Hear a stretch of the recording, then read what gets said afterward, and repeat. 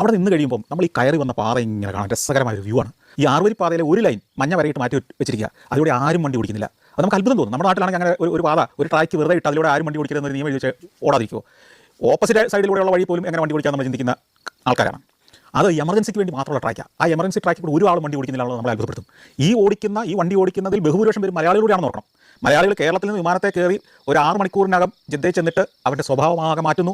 അവൻ നല്ല മനുഷ്യനാകുന്നു, നിയമം അനുസരിക്കുന്ന ആളായി മാറുന്നു. 4 മണിക്കൂറിൽ 5 മണിക്കൂർ മതി മലയാളിക്ക് ഒരു ആധുനിക മനുഷ്യനാകാൻ. ഇതിനെ അത്ഭുതപ്പെടുന്ന കാഴ്ചയാണ് ഈ ദുബായിലും ഈ ജിദ്ദയിലും ഈ തൈഫിലേക്കുള്ള ഹൈവേയിലും ഒക്കെ നിൽക്കുമ്പം കാണുന്നത്.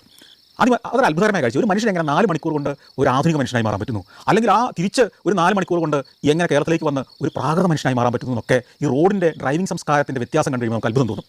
അതുപോലെ തന്നെ ഒരു 12 മണിക്കൂർ പറഞ്ഞു കഴിയുമ്പോൾ അമേരിക്കയിൽ ചെന്ന് കഴിഞ്ഞാൽ മറ്റൊരു മലയാളിയാണ് അവിടെ. എല്ലാ നിയമങ്ങളും പാലിക്കുന്ന, എല്ലാം വൃത്തിയായിട്ട് പരിപാലിക്കുന്ന, പരിസരങ്ങളെയൊക്കെ വെട്ടിയൊരുക്കി മിനുക്കി വൃത്തിയാക്കി സൂക്ഷിക്കുന്ന, സ്വന്തം വീടിൻ്റെ മുറ്റവും വഴിയോരങ്ങളും വരെ വൃത്തിയാക്കിയിടുന്ന ഒരു മലയാളിയെ നിങ്ങൾക്ക് ഒരു 12 മണിക്കൂർ യാത്ര ചെയ്ത് കഴിഞ്ഞാൽ കാണാൻ പറ്റും. ഇതേ തന്നെയാണ് യൂറോപ്പിലും, ഇത് തന്നെയാണ് ഓസ്ട്രേലിയയിൽ ചെന്നാലും നിങ്ങൾ കാണുന്നത്. വ്യത്യസ്തനായ മലയാളി. എനിക്ക് തോന്നുന്നത് മലയാളി വെക്കേഷന് വേണ്ടി കേരളത്തിലേക്ക് വരുന്നത് തന്നെ നിയമം ലംഘിക്കാനും അല്ലെങ്കിൽ നിയമലംഘനങ്ങൾ കണ്ടു നിൽക്കാനുമാണെന്ന് എനിക്ക് പലപ്പോഴും തോന്നിയിട്ടുണ്ട്.